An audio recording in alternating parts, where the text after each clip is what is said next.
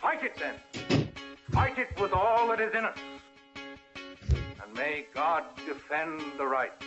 Warning! Warning! We gotta stop them! They're gonna kill us all! See how the trouble you've started?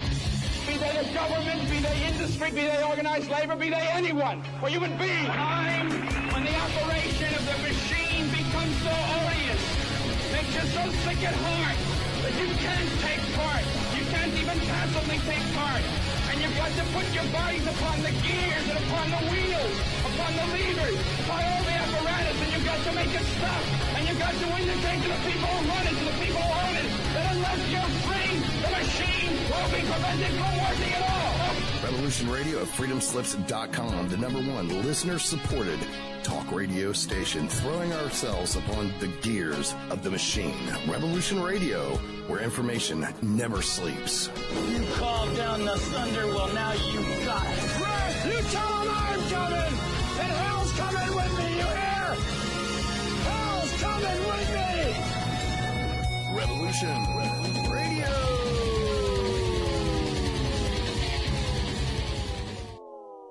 Mini Ice Age Conversations podcast. It's about observing cycles, sharing insights, and solving problems together by combining historical, climate, food, and economic data so you can make informed decisions as we shift into a new era. Here's what was, this is what's coming. Our world is never going back to 2019, so what will the new era look like? And most importantly, what is immediate that will affect the pocketbook and the outlook into next year so we can all get ready? Thank you for joining. I'm your host, David DuByne. And I do welcome you this morning, this afternoon, or this evening, wherever we are on this beautiful blue, frozen, freezing, once-in-a-generational ice storm / blizzard planet. And that'll be swinging to Europe next. Asia also looking to get extreme cold right here on New Year's Eve-ish. So it does seem to be the entire Northern Hemisphere. Once in a generational thing. And this is a no BS assessment, as if you're listening to this on the East Coast and the storm has not arrived yet, this is a no joke kind of deal here. You're really going to need to take shelter and stay in. If you get into an accident in a remote area on the road, it's very well possible you could freeze. You're going to have, extra clothing in your car, ways to stay warm, because it's not going to heat up above the teens. And this we're talking about way down near Georgia border here in East Tennessee, into the teens for the highs, and then back down to 6-7 degrees Fahrenheit. Snow, ice. And if you're on the back side of the front, you already know exactly what I'm talking about. And I saw one of the strangest things today. And, I'm here with Ransom Godwin tonight. And, we talk about these different extreme events happening quite some time, based on solar activity and the intensification now mixed with the Hunga Tonga water vapor in the atmosphere. So we have two sets of variables, magnetic field changes, but also the most water vapor ever recorded in an eruption in January of 2022 that's now reached the North Pole. So it's a full global event inbound here. But something I haven't seen before, I looked through a fair few videos over the last 8 years to, this extremes and trying to put a face to what a magnetic field shift would look like in atmosphere and the movement and circulation of jet streams and cloud cells and how that might manifest for us to see it with our eyes, where governments would need to distract you from that with the Uber of distractions, because you're going to see things literally that you've never seen before. And I wish this was coming through in the middle of the day, because in Wyoming, I saw an image of the atmosphere moving through, and it was from an airport cam, where it looked like translucent, ghosty objects moving in front of the winds, electrically vibrating the air into a translucent state as it passed over that. It was a shimmering electric field in front of the storm is what that was. And people were noticing it too. It was there for about a couple minutes in front of the storm proceeding. So as this thing is moving toward you, and if you're able to get into that zone to understand what that is, you have about a 1 to 2 minute jump into that electric field. Now, I don't know what mind could do if you're into the manifestation and if you're into your mantras and if you're into your, dreams of success and setting things for the new year coming. But this 1 minute or 2 minute electric window that you'll be able to jump through, it's going to come to you. Now, being outside would be preferable to interact with that energy. Being inside, yeah, it'll feel it, but you'll be surrounded by wood or metal or sheetrock or whatever kind of home you have. We have a log cabin. It's going to get cold. We're prepared for blackouts, which you should be, by the way. Anybody listening, please be ready for blackouts. They're talking about an enormous pull on the grid. Now, they might play it over like, look, it's cold already. Nothing's happening. Well, the front's just passing through, and it shall be up to the Maritimes of Canada, very far east coast. But tomorrow morning within, after our broadcast here, that's when it really starts. And it's going to be 3 straight days of some of the coldest temperatures, like saying multi-generations. Some places it's the coldest in 50 years. Other places coldest in 45. It's the coldest since 1985. It's definitely an event. Everything's much more fragile than it was back then. So prepare for blackouts. Now, what would you do if it's going to be in the mid-teens for 3 days in a row and you lose power in your house? You're going to have to think of some of these things as we transit through. But Ransom, thank you for joining me. I know you're way further west than I am. Did you get any of the storm? But I'm just curious if you felt it, or is it chillier, or it seems like it's sort of a Midwest thing. And I wanted to talk about the crop losses tonight, too. There's no snow on the ground, at least in Kansas, very little.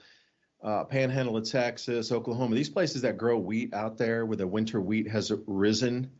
Same here in Tennessee, knowing that with an eye on the winter wheat that emerged. It's still in the grass stage. It doesn't have that, center stalk where it can go dormant yet. It still has just into, the blades of grass coming off of it. That's going to get super frozen, and America's about to lose most of its winter wheat. Now, if I was nefarious and going to push a cold front down, I would push it the exact same way, because it's going to wipe out all the winter wheat and all the wheat, anything, spring wheat that's planted, anything. It's going to wipe it out for the United States from the center all the way down Colorado through Kansas, etc., all the way over here east. And anything that's out in the fields is going to get blasted and frozen. Like our garden, we didn't even put out netting or sheeting on it because it's going to be too cold for too long, too fast. So this is an agricultural disaster, and also, multi-generation or once in a generation, depending on your like freeze event, going into the warmest year ever, and they want you to pay carbon taxes now. Now watch how they spin it. They'll try to say this storm, because it was so intense, is because of global warming. Watch it. But people are going to, with their rational mind, are going to wake up and go, whoa, whoa, whoa, whoa, whoa, whoa. And then maybe there'll be some realization come on this planet. But anyway, Ransom, thanks for joining tonight. Burr, right? I don't know. Cold. I'm just cracking it up here. Burr, do you think? Well, I'm actually lucky right now because we have mountains directly to the west of us, and I'm showing everybody on the map. So, like, I'm sitting at 49 degrees right now, and about 15 miles away, it's 13 degrees, and then, a little further into it, it starts getting into the negatives and the zeros, not far away. The whole planet looks kind of cold. It's, I'm pretty sure that this has something to do with global warming. As you can see, almost all the midsection of Eurasia, Asia, dealing with some serious cold.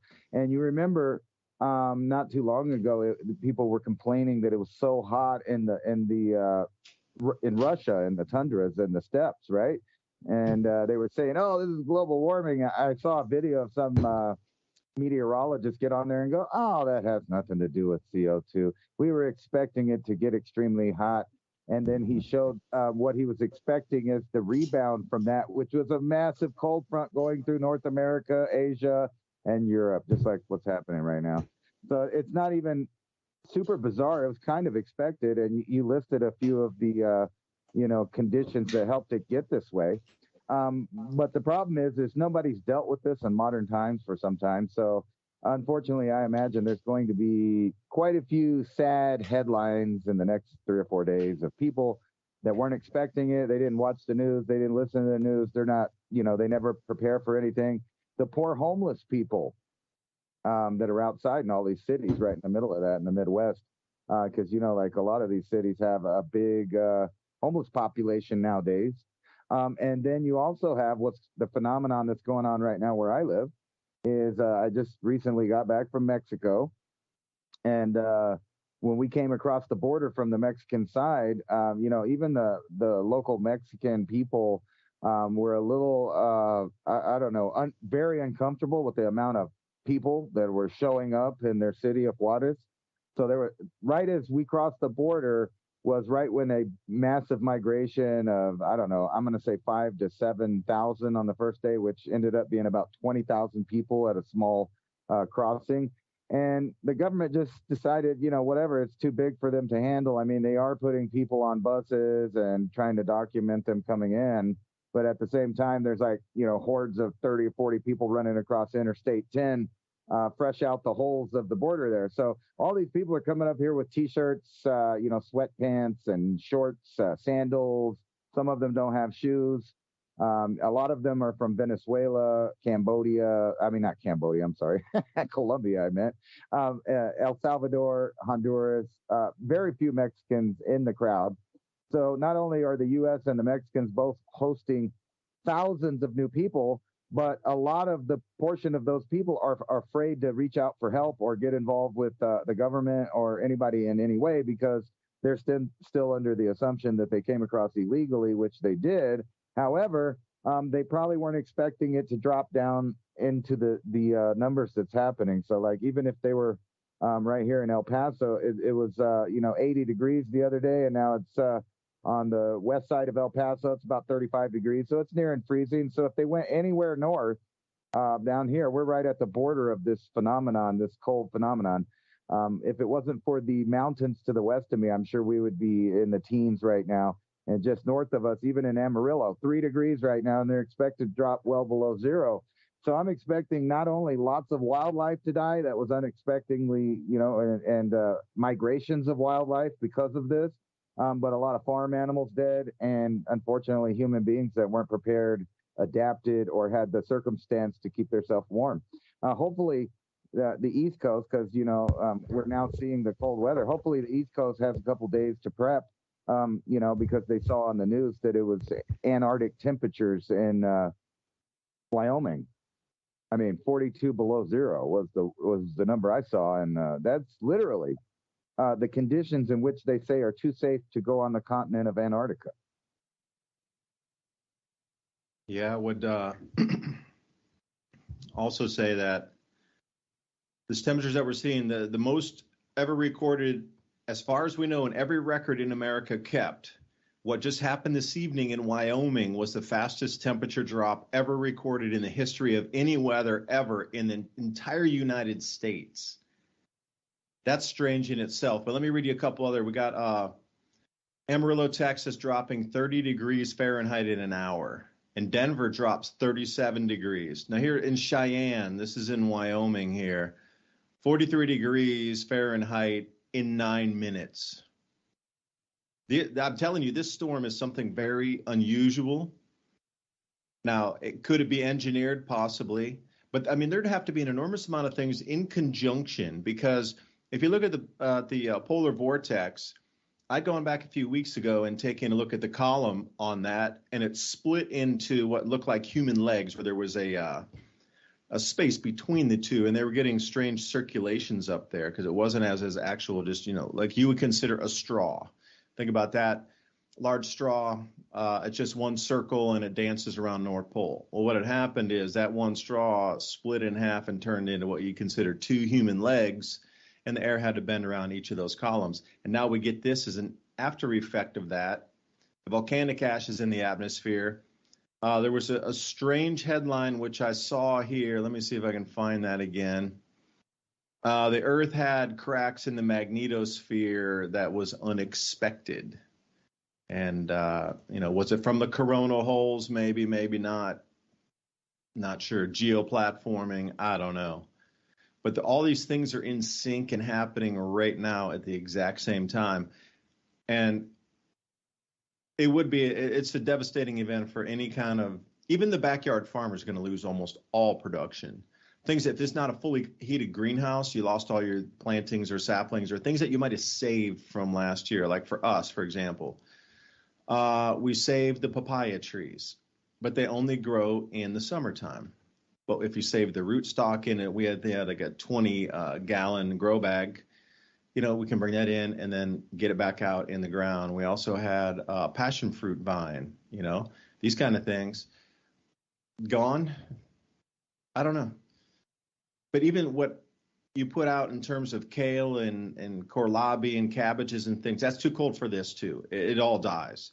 So you got to think about the backyard farmer, anybody that's harboring winter vegetables that put out a winter garden deep, or have been trying to overwinter plants in, say, a greenhouse. If they don't get out to it, the entire greenhouse would be lost at these temperatures.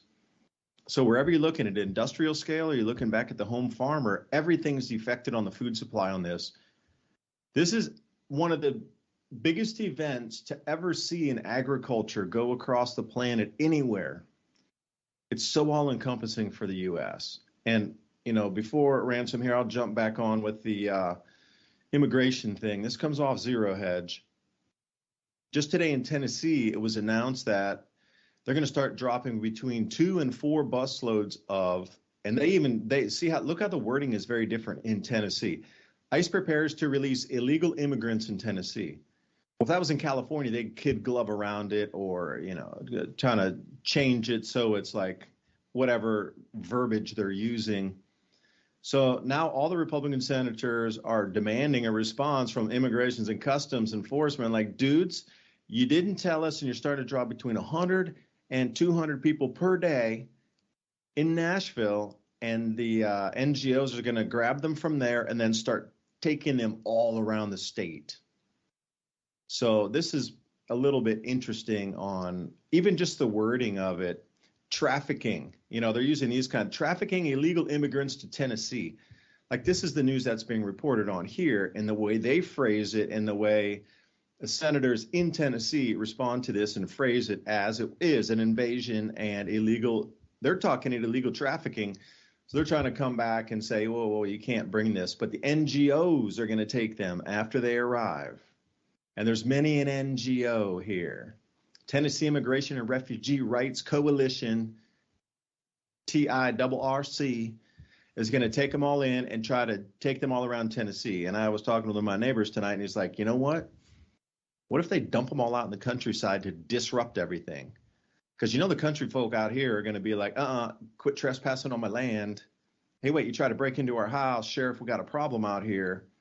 And it'll go at odds. They might get away with that in a city, but if you start trespassing on people's land and breaking into houses and whatever is going to happen, use of drugs, these sort of things, there's definitely going to be some problems with the locals push and pull out, especially in the more remote, what you consider quote unquote good old boys territory. Like, if you start dumping illegal immigrants from Mexico out in deep farm country or deep country, mountain towns and things, there's going to be, imagine dropping 600 persons they just pulled up from Mexico, nationalities unknown from anywhere, and you drop 600 in a town of 400 people in good old boy country. There's definitely going to be a lot of people really angry going, I'm protecting my women, I'm protecting my land. And that's still how they think, man, like super hardcore.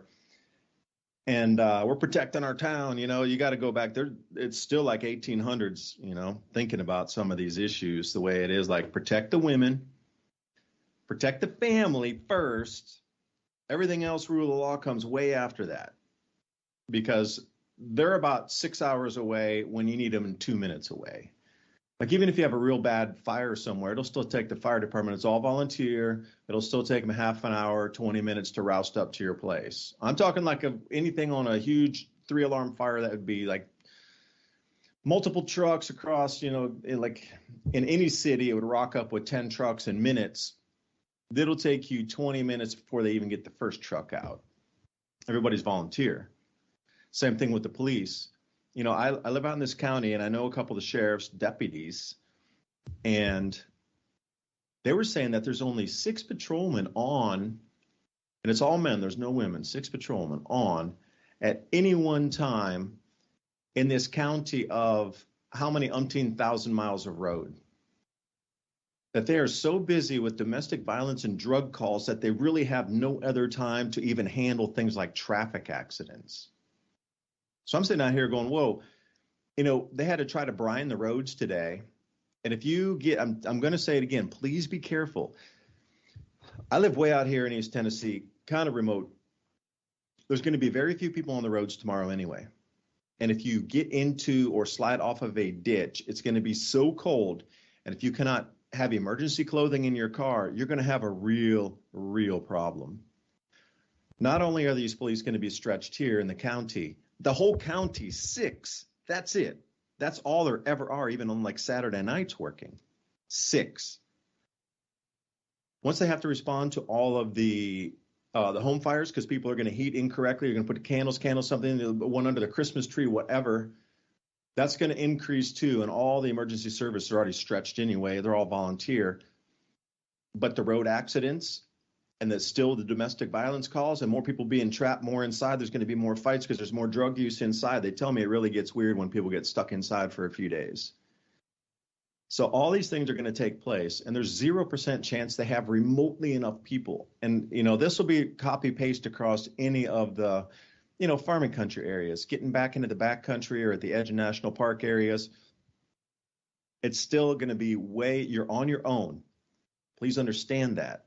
And you have to start thinking like that. Again, you're going to be on your own to solve your own problem for some time way longer than you expect because they're super stretched everywhere else. So, that's my words of thing there. But, the words, Ransom, I was going to go back to this for a second. The words they're choosing to use, again, in the Tennessee media of, this is an illegal busing operation, and this is,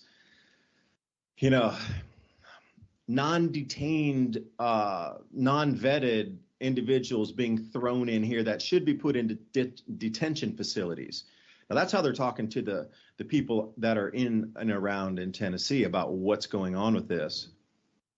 I think we're at the point now where it's going to be on either side of the fence for this, because if you're down in other more liberal states where they're going to say yes, okay, and everybody's got to bend in and kowtow to everything else that the communist side wants to do. No, here it stops. It truly stops. This is going to be it. See, they're starting to bring tons of buses of people into these areas of more conservative states now in the East Coast. North Carolina again, Georgia.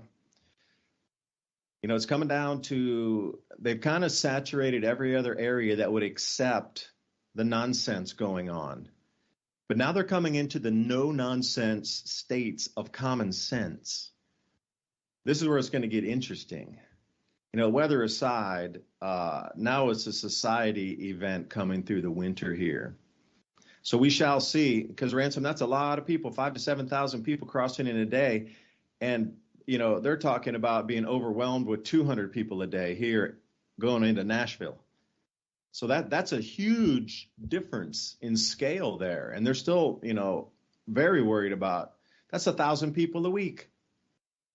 That's like that's 365,000, or how much would that be? Yeah, 52 to 70,000 people per year coming in, dumped in one city with no means for support. That's, and what if what if they start doing the same thing in Memphis? Then they start trying to do the same thing down in Knoxville and Chattanooga. And suddenly it's 800 to 1,000 a day being put in the state. Then what? And then that I really think they've saturated to the last point. Now it's like, all right, we're really going to see what people are going to say in this more conservative area. It's crazy times, man. Anywhere you look, it's a little nutty right now. Well, the idea of, people coming in is nothing new. I mean, it was a big deal during the Reagan administration, and he gave a bunch of people amnesty, but it's nothing like what's been happening for the last 10 years. We know that there's at least 11 million people that came in, and now they're talking about 20 million people that just came in the last year. So that kind of puts the U.S. population more around 400, 400 million instead of 400 million instead of 350 million, which is a big difference. But they always talk about only the recent influx of people. But the truth is it's more like dozens of millions of people per year for the last decade, and it seems to be a reason that they're doing this. And this kind of, I'm not saying that this cold front or anything is that, but you remember when we were talking about how there were a lot of people, not only in the Americas, but in Europe and, Eurasia, of mass migration from south of them, where it's hot and there's not many resources or jobs or investments into their communities for one reason or another.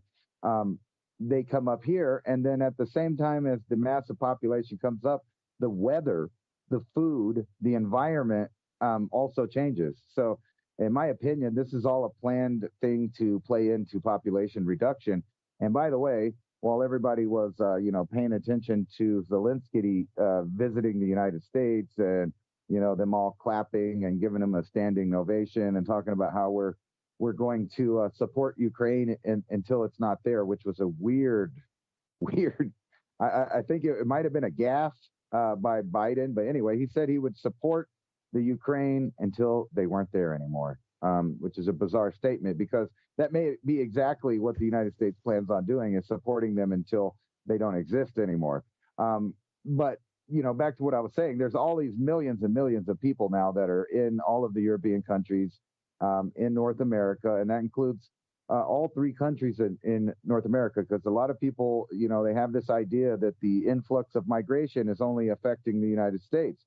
That's wrong. Actually, in Mexico, they're getting inundated with millions and millions of people, and they're having the same type of infrastructure problems, job problems, etc. And so the entire North American continent and the entire Asian continent is full of a bunch of people. And at the same time as most of the megacorps are going to an all robotic workforce, speaking of which, they just opened up their first auto McDonald's in Texas with no employees, except for the guy that just, the software guy that makes sure everything's running. So they're printing burgers basically, and you just pull up and get it.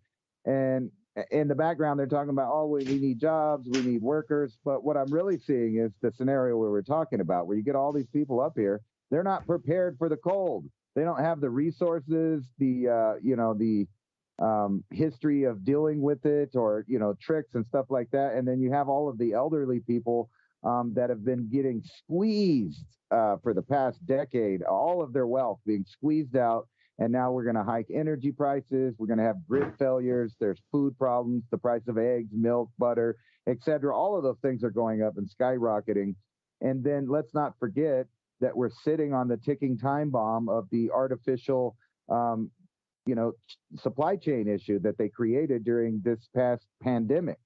Now, wouldn't it be strange if a new deadly variant, which it looks like there is in China. I mean, I've been watching videos of people just dying on the street and nobody coming to help them. Basically, they just can't breathe. So I don't know if it's the same, variant and they just hadn't got it, or there's a new variant, or something new got introduced into our environment again. I'll just put it that way. All of these people are in vulnerable positions across the Northern Hemisphere. This is the setup for a massive die-off.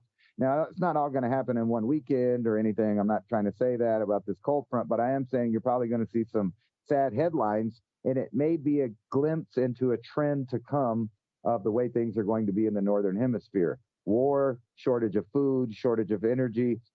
We've been leading up all year to this bad winter. This is funny because I've been convinced all summer. I mean, basically, like on your show, I've been talking about it. I think it's going to get colder, not hotter. They've been making everybody prep for the opposite, that the globe is warming and, we're all going to die and we need to cut the CO2 out.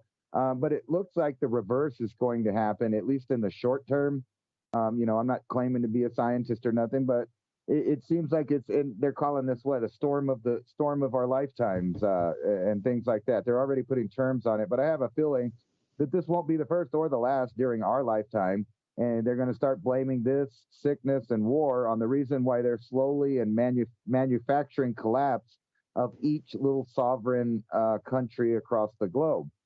They're using this changeover to bring in their one world government. I mean, it's plain as day to see that.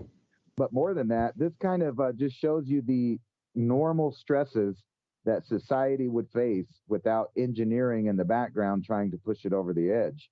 And I'm pretty sure that, never let a good emergency go to waste. So we're going to keep having these little emergencies, landslides, floods of the century. You notice they keep trying to convince everybody, like, if this has never happened before on Earth or nothing. And really, we're dealing with the light end of, of past events that human beings on the planet have dealt with. So they're putting out this, vibe of fear and, oh, my God, this has never happened. What are we going to do? Meanwhile, I'm sure a lot of preppers listening to your show right now are like, yeah, whatever. I got my wood. I got all my jarred food. We're good. It doesn't matter if the power goes out or whatever. We're good here. I feel the same way here. I'm already wondering if, like some neighbors or some of the homeless people might come up and try to steal all this wood I've been collecting. I even have, like every time we trim trees or the neighbors trim trees or any of that, I cut it and neatly stack it in a pile so that just in case, if worse comes to worse, I can resort to Stone Age technology and at least have a campfire.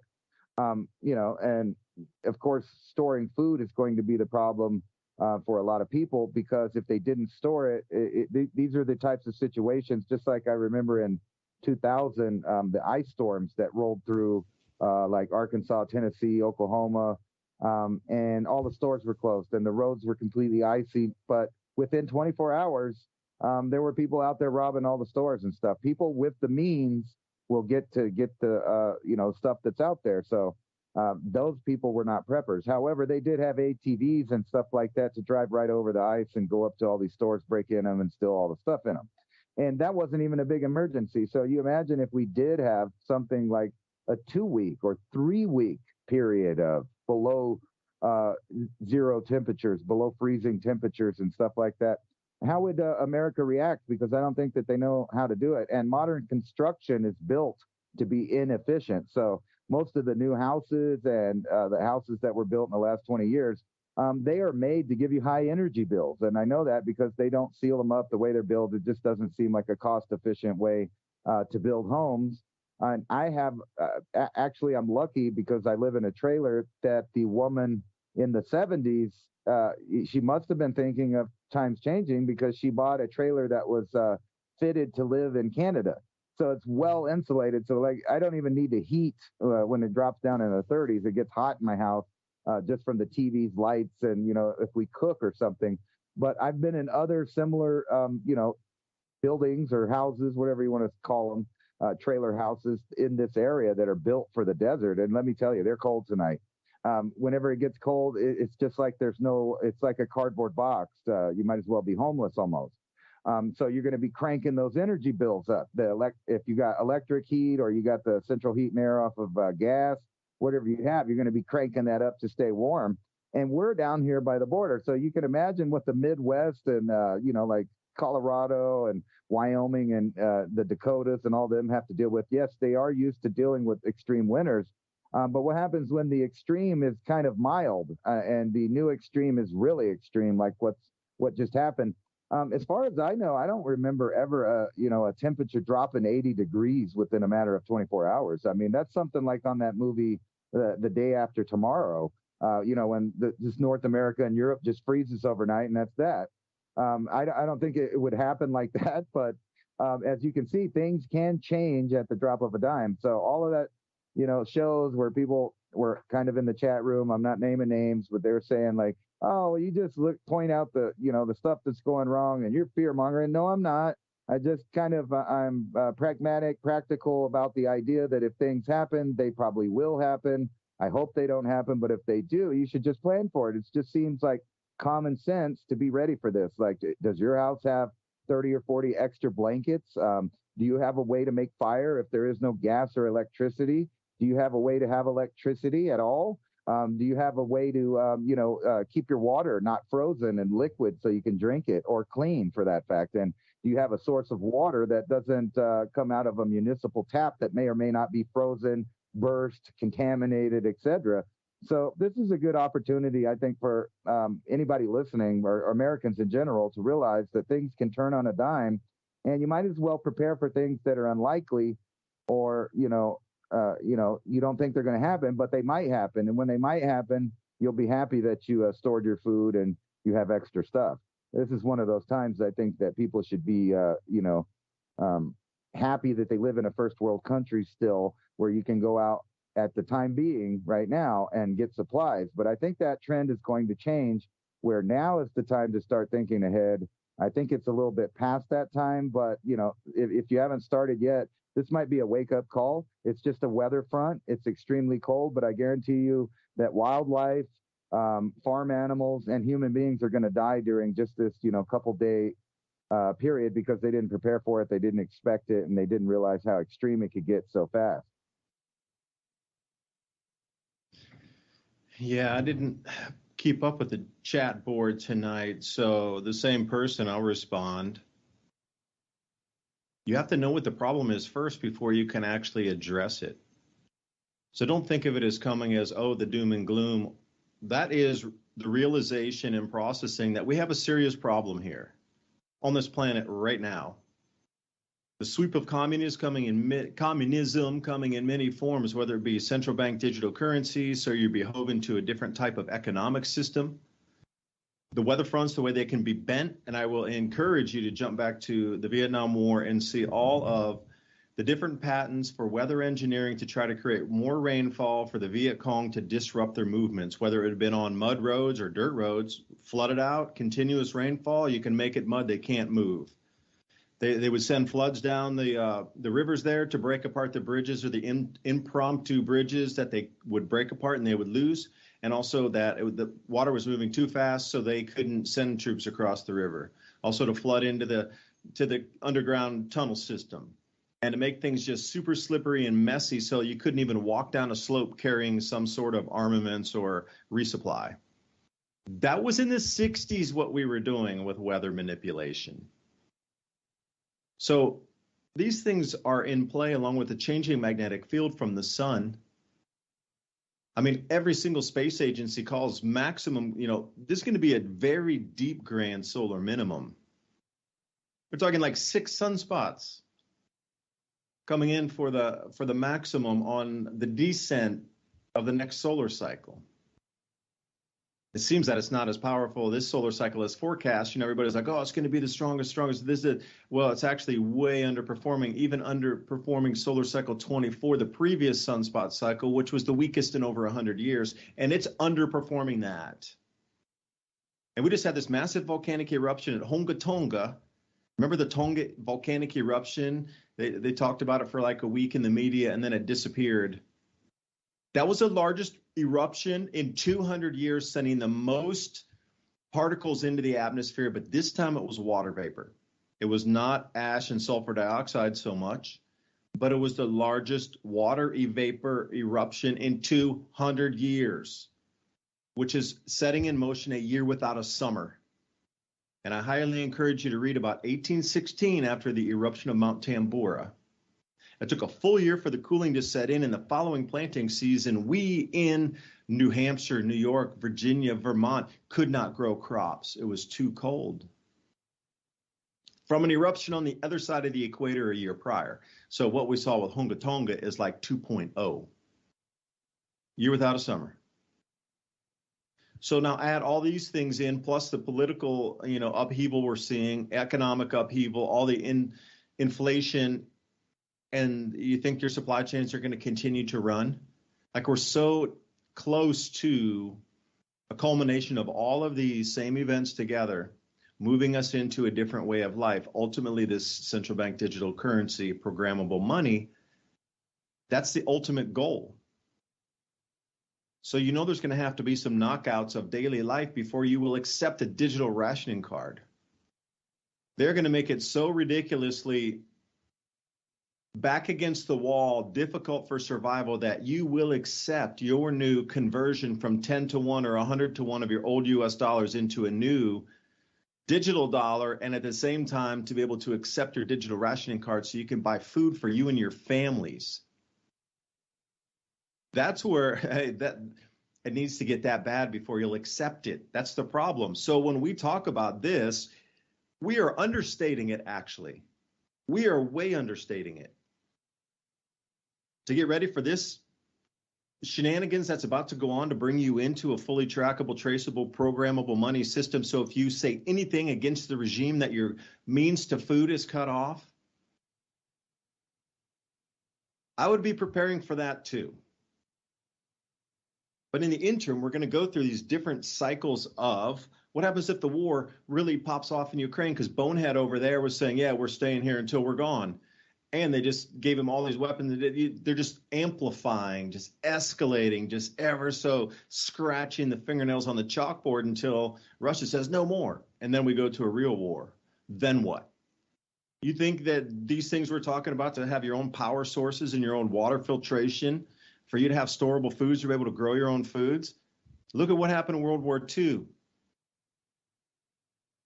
How much was disrupted and how much had to come back to the family homestead in order to get through that period. And that was a period where everybody knew how to grow food. And, you know, you just take these chapters of history and overlay them on the unpreparedness of this current civilization. And you might stay awake a few nights thinking about that. That's where we sit today. Now, where do we need to go from here? I will say one thing. I was on a call. I can only say it like that. Space agency employee I was on a call with. And they were calling, and again, I'm going to say just the space agencies, and I'll leave that as a general term. We're calling 2023 the year of fire. And I kind of didn't understand until they talked about we are about to hit into a wall of debris as our solar system transits as it does through space in the spiral arm of our galaxy on a cycle. We're coming into really low solar activity, weakened magnetic field on the sun, which means not as much, say, push on the bow shock to prevent debris from coming in. So they're expecting a huge amount of bolides and space debris to come raining down on the planet through 2023, enough that the general populace will notice it. And that'll be an aha moment that perhaps we are in the last days, something like this. That's their term, not mine. Just saying. The year of fire is 2023. Things raining down from the heavens. And there's other things that were on the call, which I shall not talk about, but I give you the general there. If they're talking about that, do you think you might want to get prepared in case people just quit going to work one day because they can't, hold on, that does that, started over again, that video, because they just don't want to? Family's more important. Something's way more important than going to work. When you start seeing bolides rolling through, and another thing that was being forecast was a bolide of size. It doesn't matter what size. It's just of size, crashing into a city, destroying enough to make international news in a population center after they have seen an enormous amount of fireballs coming through to the point where it's making news because they're so frequent and they're so big. And there's so much smaller debris, like shooting stars, thousands. This is what is forecast through 2023. You know, not in the very beginning, sort of after Q2 in that last half there. So what is it with this? How are they so precise on when we're going to enter this debris stream? Like what? Anyway, do you think you'd want to get prepared for that too? Maybe? Or should we not talk about it because it's too downer, Debbie Downer? Because we're talking about just that's a natural thing, a debris stream that we're going to go through. Should I not talk about it? Should I not assess the risk on that? Should I build an underground cave home just in case we need to run? What do you think? Or is that just too Debbie Downer to talk about? Ransom, back to you. I'll leave it there. Yeah, well, that could be, but if you knew that, you know, I'm just saying this is woo-woo here because I was thinking immediately my mind goes to conspiracy theory. And, you know, I pay attention to the latest scientific updates. And, you know, we're out there moving satellites around. We're blowing up stuff on them. we're discovering new fuel sources on the moon and new crystals out there. So you know that we're going to be messing around with objects in the solar system. Would it be that hard to, do the math and maybe just push one of those objects? Maybe it might land in Beijing or Rome or, Detroit. I mean, anywhere you want it on the globe. And what would be said? That's even better. That would be better for them. And when I say them and they, I mean those people or entities. I'm gonna go ahead out on a limb and say that we don't know who are the people at the top of the pyramid that seem to have an agenda. And right now, as a layperson, as somebody that's not, super educated or anything, when I start seeing all of the headlines about shutting down power, food, the ability to stay warm in your home, how long you're going to take a shower, what you're allowed to say, what you're allowed to think. Just yesterday, I saw a video where the police pulled up on a woman in the UK, and they wanted to know what she was doing. And she didn't really answer them because she was in a public space. And they wouldn't take that for an answer. They wanted to know, is she protesting? She said, no, I'm not protesting. Are you praying? And she muttered out loud, well, I might be praying inside my head. And their response, well, okay, well, you're going to have to go down to the station and ask a few questions or answer a few questions for us. So the idea that someone might not like something that someone else is doing, and they might be thinking that they don't like that, and they might be thinking that in a public space, was enough for law enforcement to take them to the police station. Now, I just think that's funny, but this is a country that's supposed to be one of the, members or, countries of the free world. The free world in which we live in, where they have mandated things, they have shut down businesses, they have made speech illegal, and these things keep going, and I have to assume that all of this is related to the headlines I'm seeing about shutting down food and shutting down power.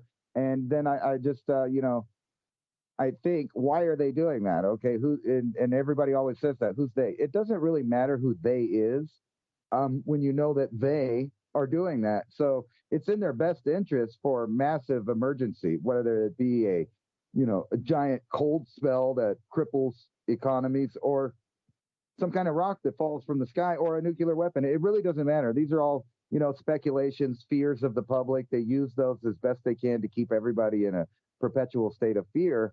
But they don't ever offer solutions. Like, well, let's think about that for a minute. What if things did come in the atmosphere and giant swaths of places in the northern or southern hemisphere, whichever place it hits, are just no-go zones, and the complete disruption of an entire planet's weather is something we would have to deal with. Now, if we're not ready to deal with a, once in 100-year storm, or, I think these temperatures are, I think 40 years ago was similar temperatures from what I've been reading. But if people aren't really, adapted or ready for this kind of thing, and I mean people individually, but not just individually, but as a civilization, because I know that they haven't been updating or fixing our grid situation for since the 70s.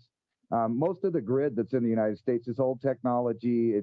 They keep this maintaining of balance because they're trying to make money off the maintenance and the distribution of it, but they're really not upkeeping it in the way that you would as a technological civilization that realizes we face certain emergencies or possibilities. So not only is it not just the majority of individuals that aren't prepping, aren't prepared, and don't know what's coming, it seems like the government is aiding in that by setting up their own governments to collapse. I mean, am I wrong in stating that? I mean, because we've known about CME threat for God knows how long, and people know that these things are happening. And have we updated our grid in preparation for something from the sun? No, we haven't. Which tells me that either they know that it's going to happen on purpose and they don't intend on fixing it because that falls into their great reset type agenda, or maybe they're just negligent in the way that they just want to see people have strife, because that's very possible from the other things that they do. I don't know. What do you think? Would they even care that impacts were going to happen and tell people. I doubt that would happen, actually. Every time we see one of these big objects go by Earth, they tell us 2 days later, hey, when you were eating Thanksgiving dinner, a giant asteroid went by the Earth. Closest it's ever been. How many times has that happened in the past 10 years? I know a lot because I read them all the time. So I don't think they would tell anyone.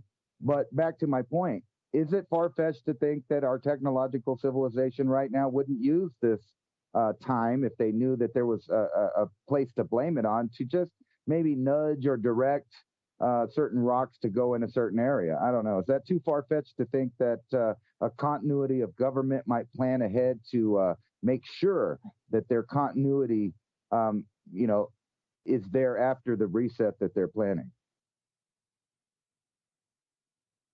Well, think about it as riding on top of a natural cycle.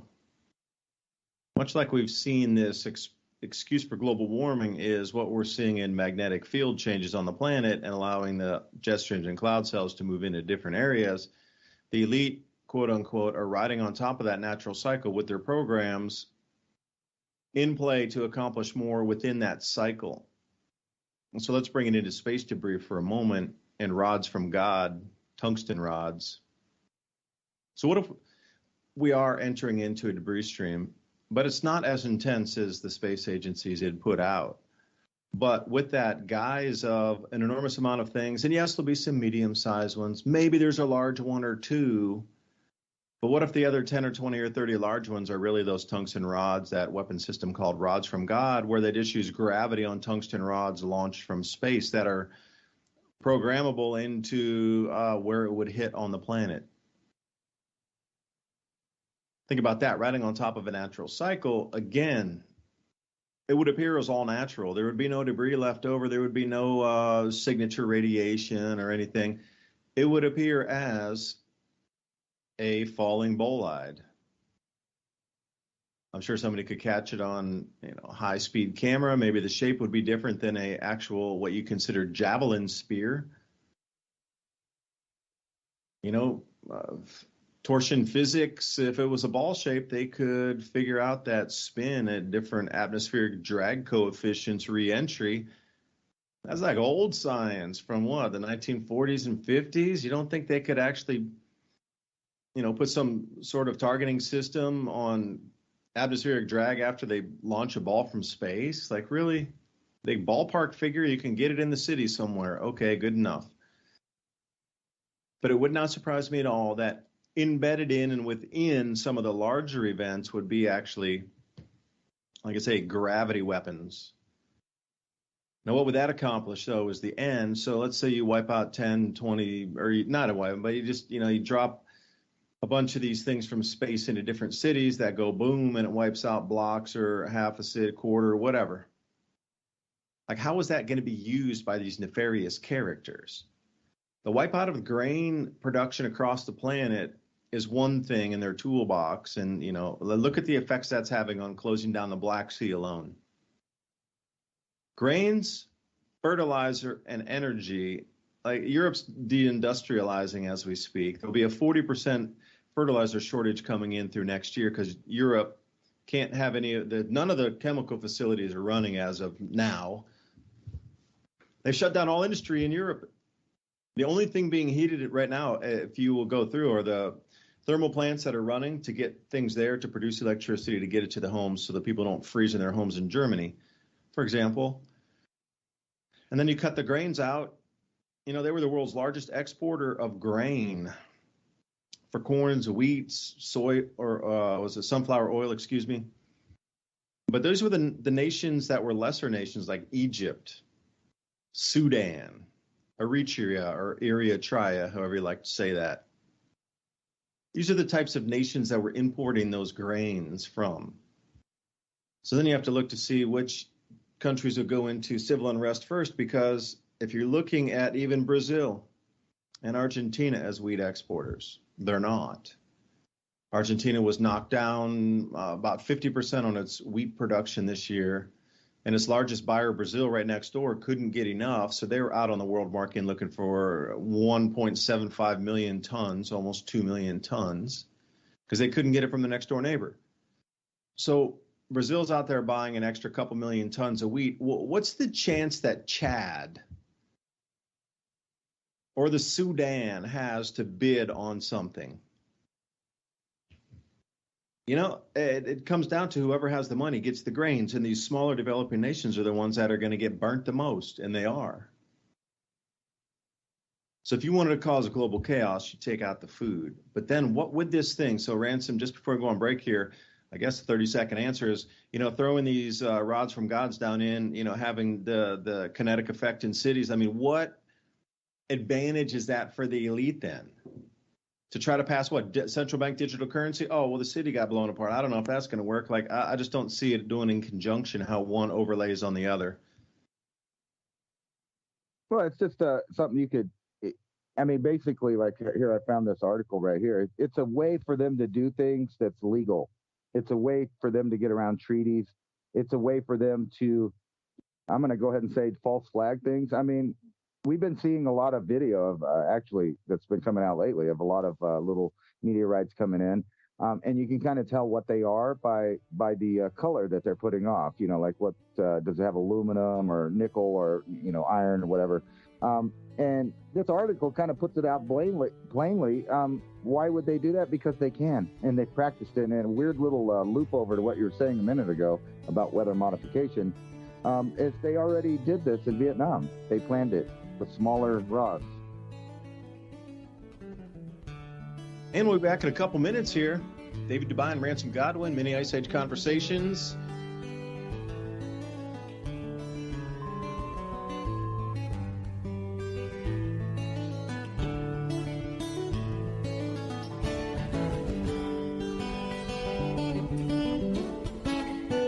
You're listening to Revolution Radio at freedomslips.com.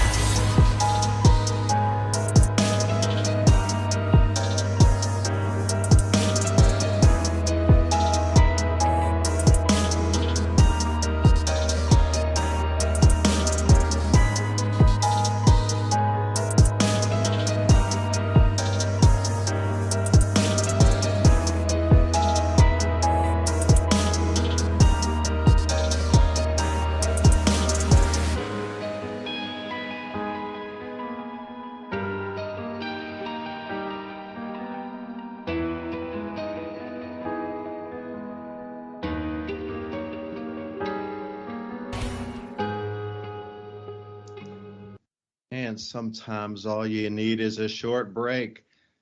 Welcome back to the second hour of Mini Ice Age Conversations. David DuByne right here with Ransom Godwin. Before the break, how do you think these extremes can be used by global banking interests to bring in a new monetary system?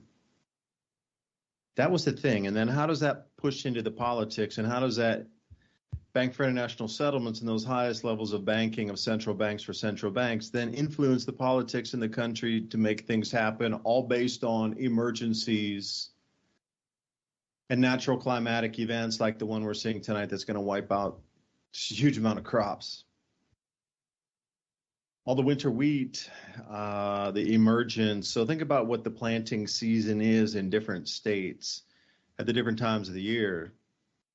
Think about the Florida citrus crop, which was already wiped out, literally just incredibly damaged by the hurricane, the late season hurricane that came in. And today we were talking about some of the orange growers taking, 10 years to come back to production again. Now add in this freeze, which is far below normal. So anything that was already, let's say, hurt from the storm was kind of nursing itself back together. If you have, really damaged trees from a hurricane like that, and then you throw this freeze on top of an already very susceptible tree, it's not gonna make it. I mean,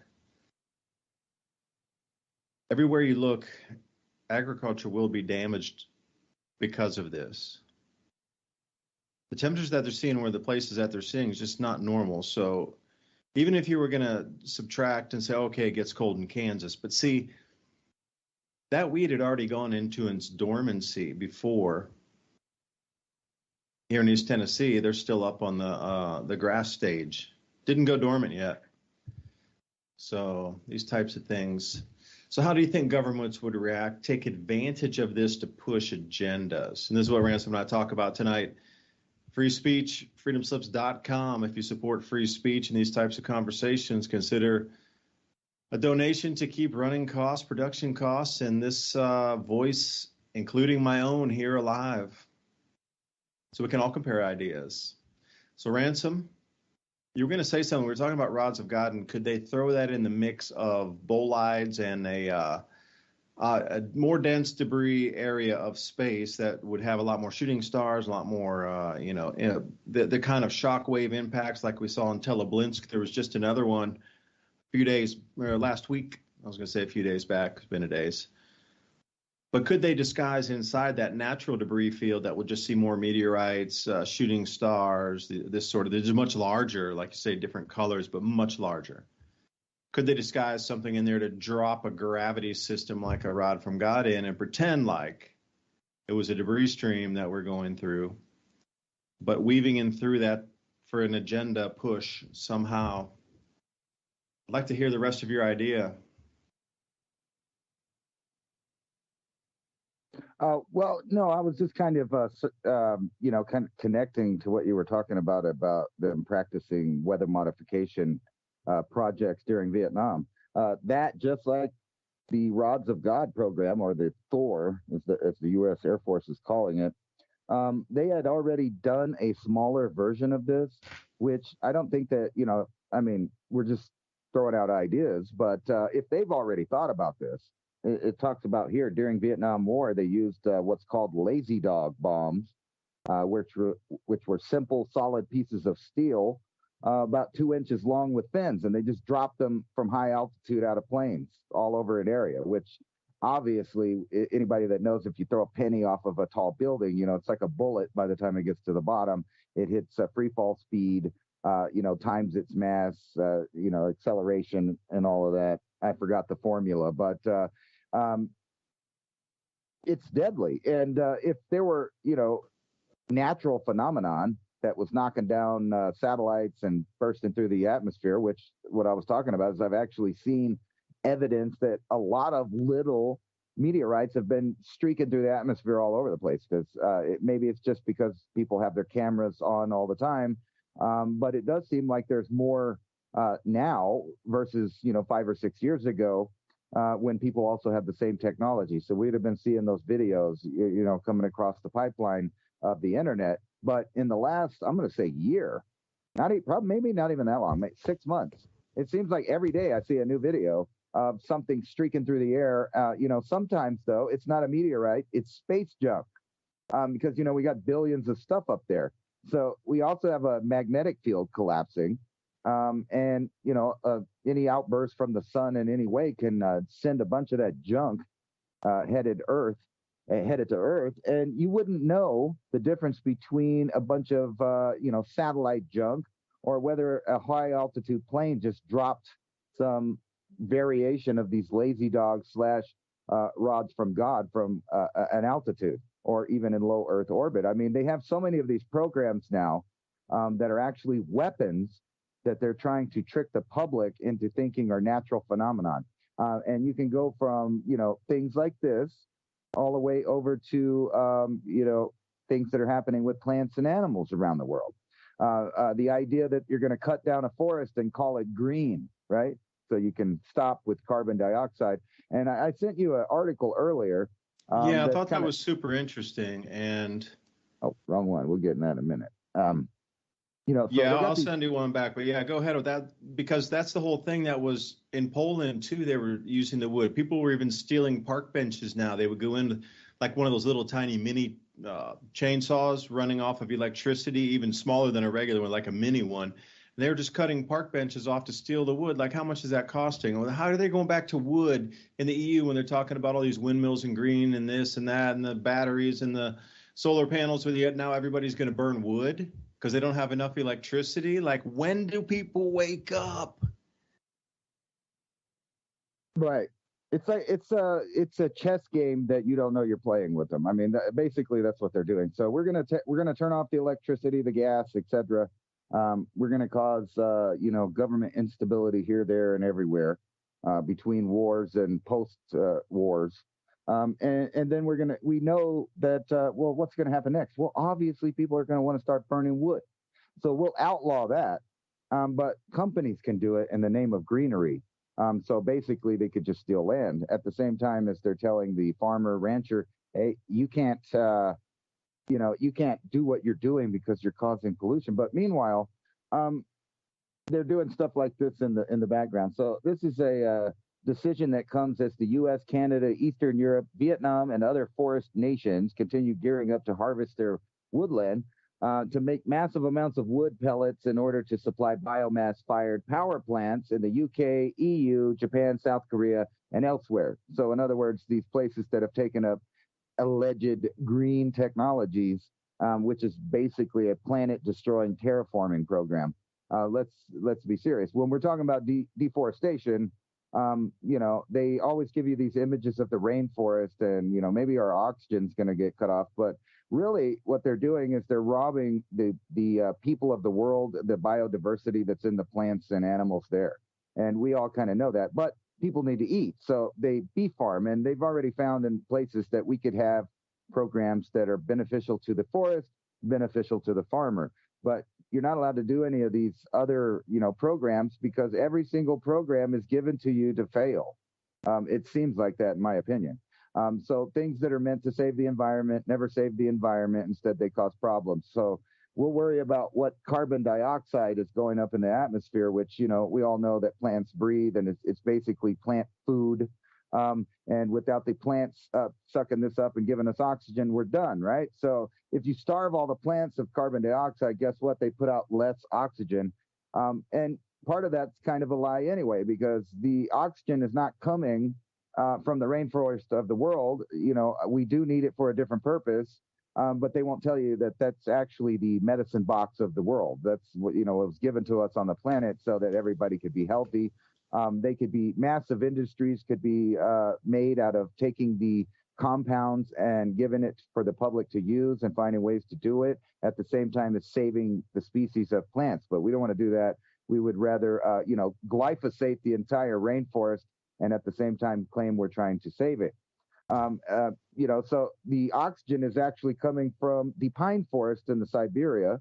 Most people that are into that kind of realize that. So they're not really chopping that down to the degree that they're worried about. And plus, they're growing pine trees in its place. So all of these programs are just lies. So what they're basically doing, when it boils down to it, is you can argue about the earth and all that, but what they're doing is they're making it illegal for human beings to survive wild temperatures and problems, because they're cutting off every avenue of where you would run to when you can't depend on the grid or the matrix system that they have in place.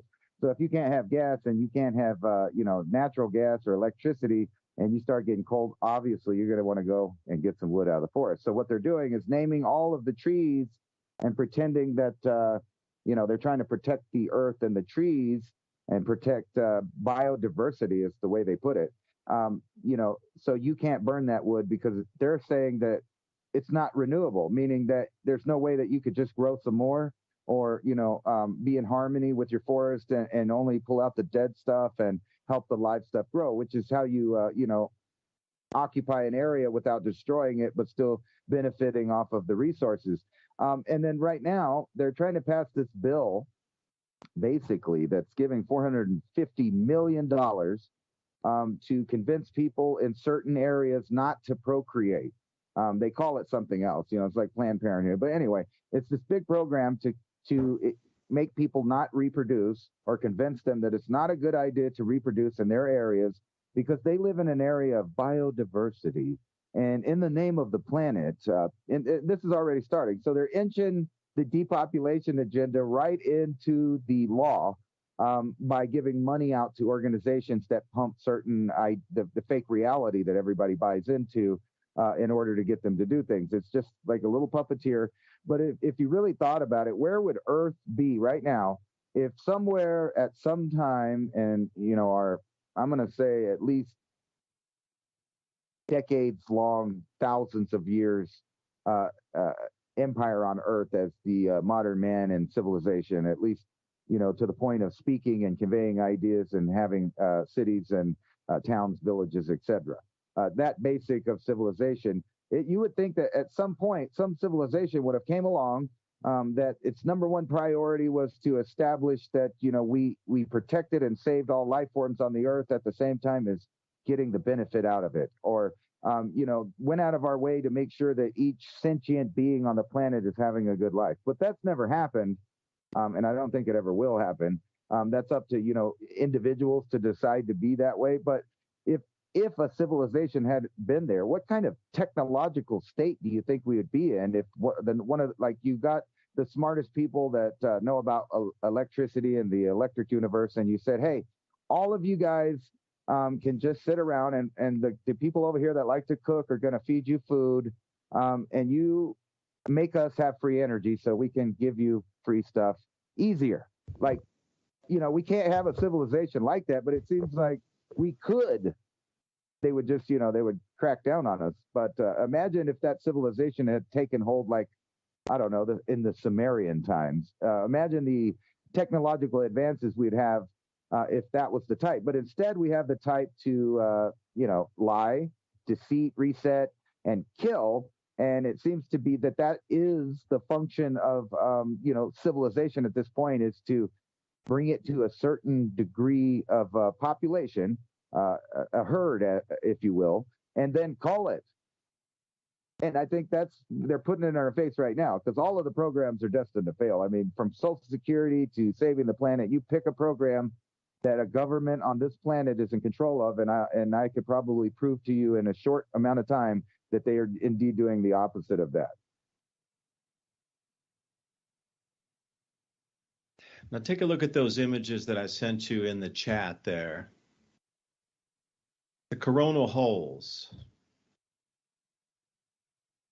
3 coronal holes sending powerful electromagnetic effects our way, with the sun sandwiched in the middle. So imagine a triangle, and on each end of the tip of the triangle, there's a coronal hole, and then put the Earth right in the center. And the arriving winds from our sun would be making arrival today. And isn't it interesting how we're having these electric storms on the freezing side come through? Now, this storm that you're seeing right now took some time to come into formation. It took, a good 6-7 days. That's how they knew on the GFS models where it was going to come.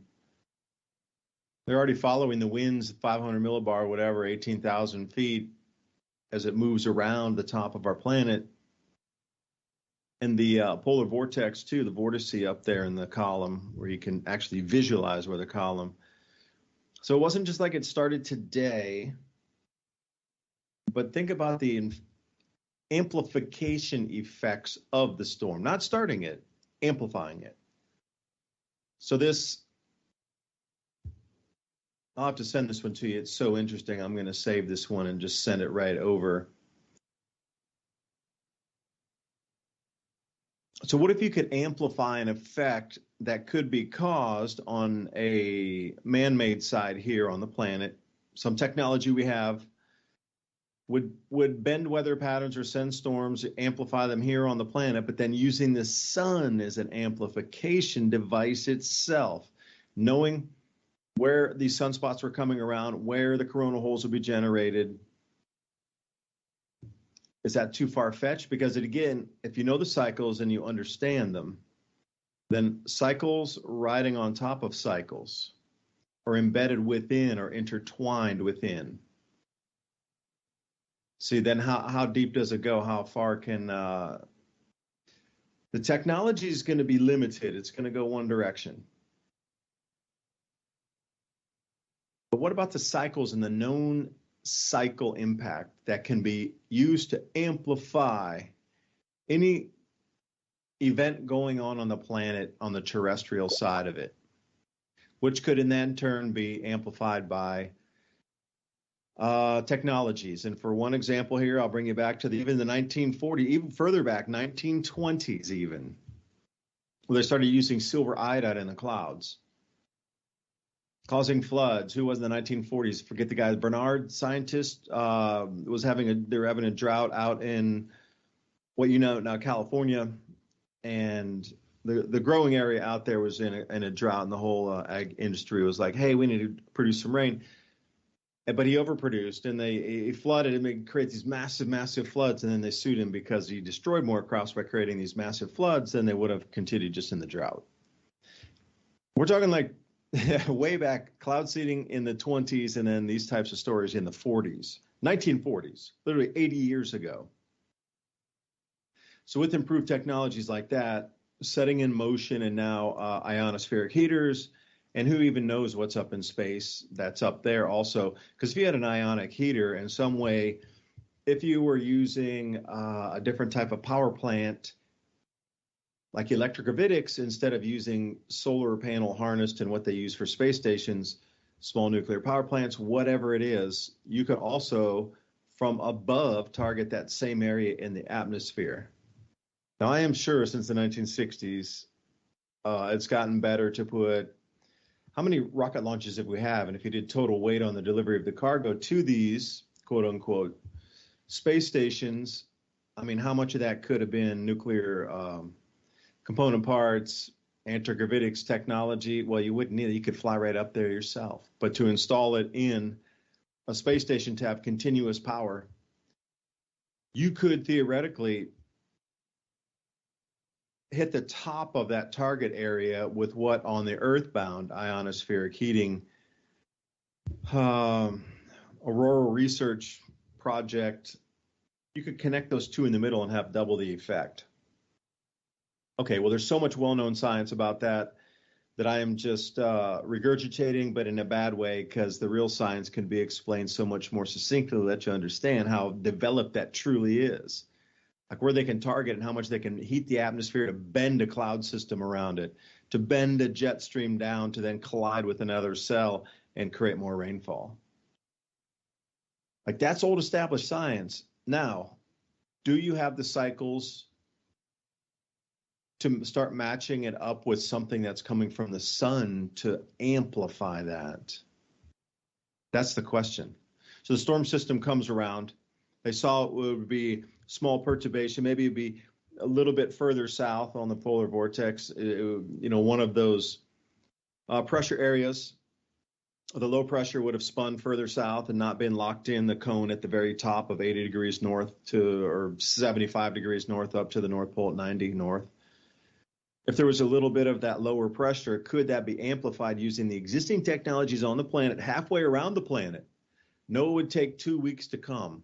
But at the same time, with the solar forecasting, being able to go out and look at the backside of the sun, stereo A, be able to see what's on the backside of the sun and inbound to that exact same center position that I'm looking at a triangle of solar winds coming in directly over the Earth being, it's interesting. It's almost like the bullseye of a target surrounded by solar wind coronal hole streams.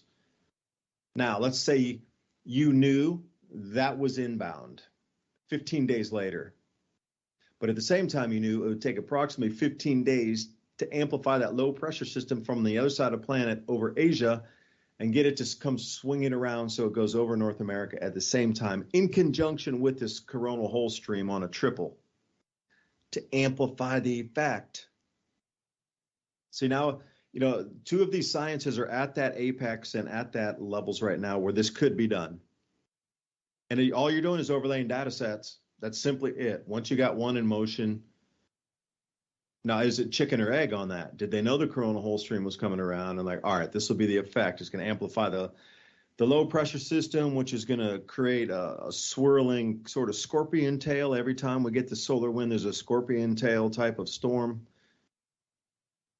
And then they try to generate it on the other side of the planet, knowing that it could be, with the ultimate of the technologies, it could be amplified all the way as it spins around. And then on top, bam. So is that too far-fetched, man? I don't know. Maybe I'm stretching for an idea on that, Ransom. Not sure. Did you get the image, though, of the coronal holes?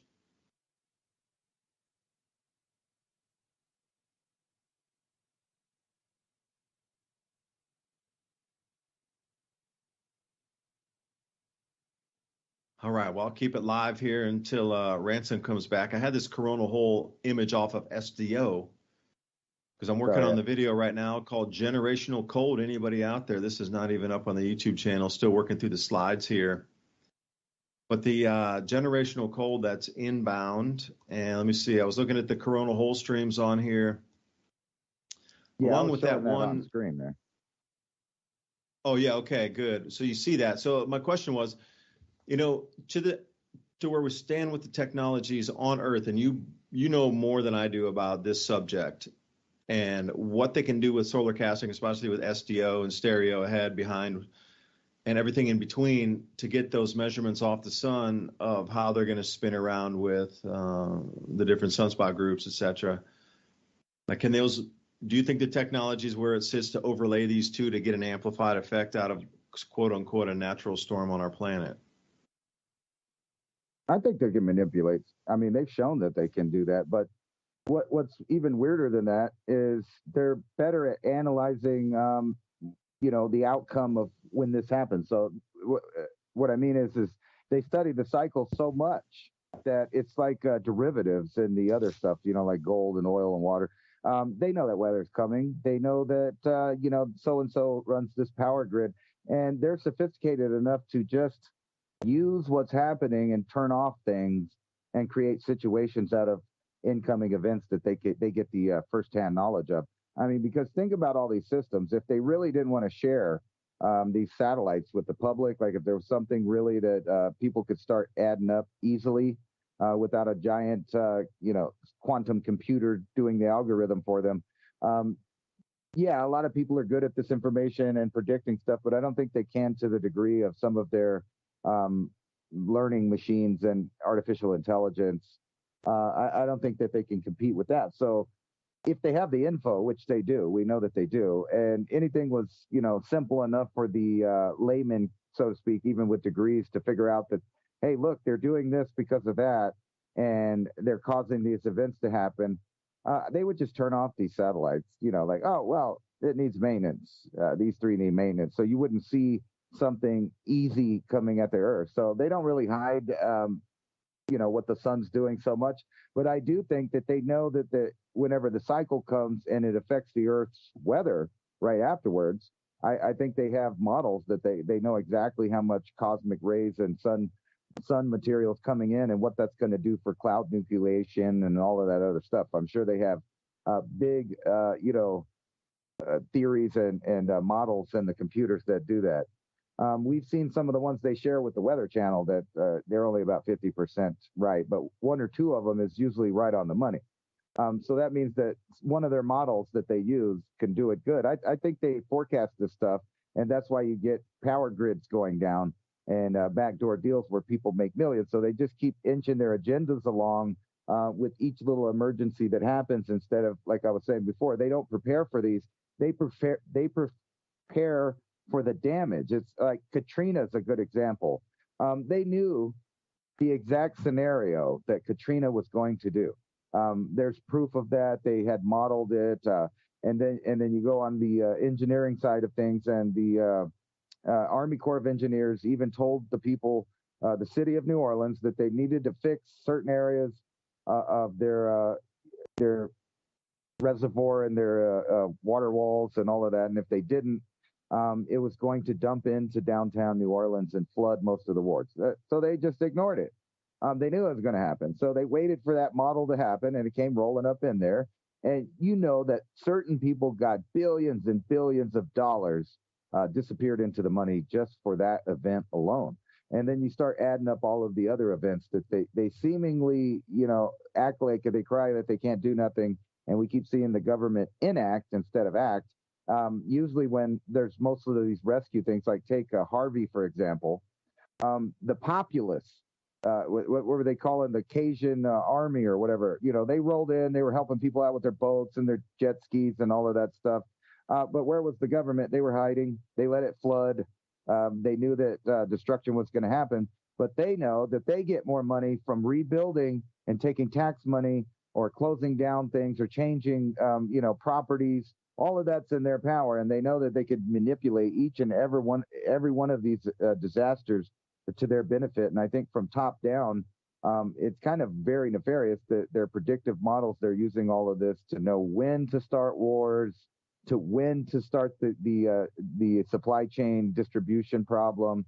I think it's almost like they have a better set of astrology down to the sun of ours. Like they know, if you know what I mean. You know how in astrology it kind of predicts events or things like that, so to speak. This is like the real deal astrology. They literally have satellites up paying attention to everything. They have foreknowledge of it because they've been watching the same cycles that we have been. So they know there's no global warming. They know that's just a propaganda campaign to make you feel bad so that they can manipulate the events of nature to their benefit.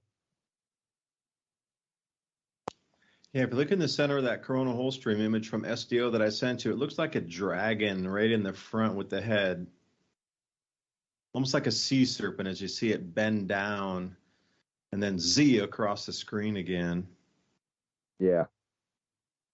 So think about, okay, so what you follow the train of thought out after that. So you have this coronal hole stream amplifying this once in a generation or once in a 50-year cold event that would come out and destroy the crops. And you would know because of this single event and where we sit in the year, because in this part of December, not all the winter wheat has gone to dormancy. So there would be a vast wipe out of that and the home gardener and the greenhouses and many other things, which in turn would what happen? It would amplify the food shortages. It would amplify the supply chain breakdowns. It would amplify inflation because there's an excuse because people are buying more, so there's not as much in the supply chain, so they had to raise higher prices, the delivery costs, da-da-da-da.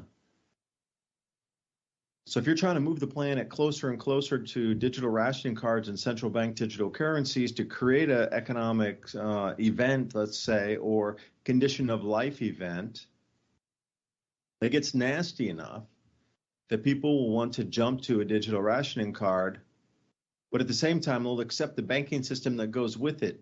So they're not going to try to force you onto the economics first. They're going to starve you and force you to beg for the digital rationing card, and then you also get that mechanism to use it with the programmable money with the CBDCs. Like if you're going to try to sell me just an economic thing to change over, it just doesn't work. But if you're going to sell me my kids and my family's starving, and I need this you get this new QR code. By the way, it's on the blockchain. It's immutable. You can't change it. It's registered for you only, and we'll know what you spend. You get 1 pound of butter and 1 gallon of milk, and whatever for a week. Maybe it includes a per diem one. This will pay for your place to stay too. If you're going to go to this rental place in the city, we got some rooms there. Like, that is the ultimate control. But to put it in motion, you're going to need to scalp everybody and raise the food prices yet again, and not really raise it as in I need to pay more money, but create a true shortage so prices will rise outside the traditional markets. Because earlier in the year, I made a bad call. Well, I thought what the time was a good call based on the information I had. Subsequent events, I don't know, it's where it gets gray, let's say. So the traders and persons involved in the Chicago Board of Trade said that this year was going to be a very special year for September and October coming in, that the traders knew there wasn't nearly as much corn grown as the USDA said there would be. And this is where you get into that movie Weird Trading Places, because the USDA said it'd be like 187 to 190 bushels per acre on the corn, but it came in sub 150, meaning 148 bushels. So whoever knew this in advance saw that huge gap between USDA forecast and the actual, and the quality of it too, from the very good to the good or the excellent, was skewed on the poor, bad, very bad side.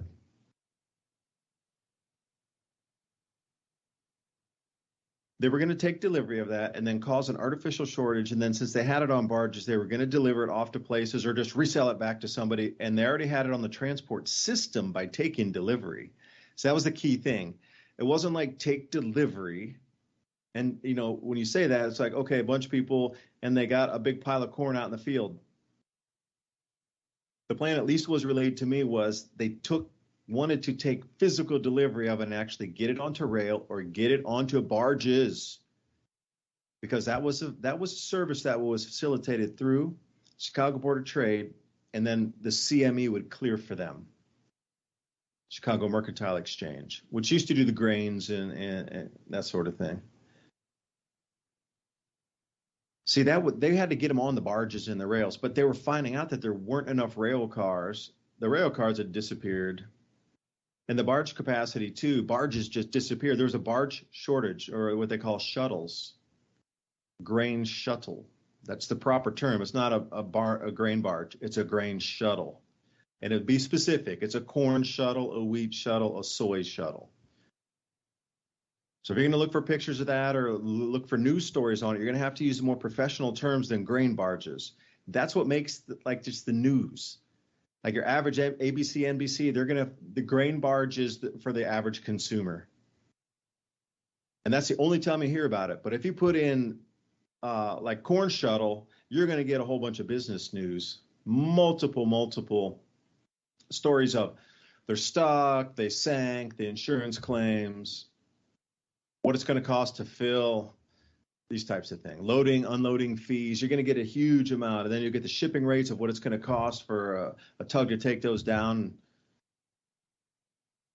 Then they'll go with the export figures too, of like which countries are buying it and which amounts and how many millions of ton based on how many grain shuttles are making it to the ports. Like that's all the information you'll get from putting like corn shuttle in compared to grain barge. And then again, wheat, and then change like sorghum in some places. Rice is another one. That's all being disrupted at the moment. So with the low water, here's another thing about weather, at least in this season. If you could engineer weather again, like we talked about in the beginning, combining the two sciences, the sun and also 15 days out, pushing those low systems. If you could engineer a massive drought across the West and put a blocking pattern in to send continuous drought to the grain growing regions of the U.S., central, which are now getting frozen in this same storm. They've been under a drought forever, and that's the most dangerous thing. If the soils aren't really that wet, that cold will just get down in there and get those roots.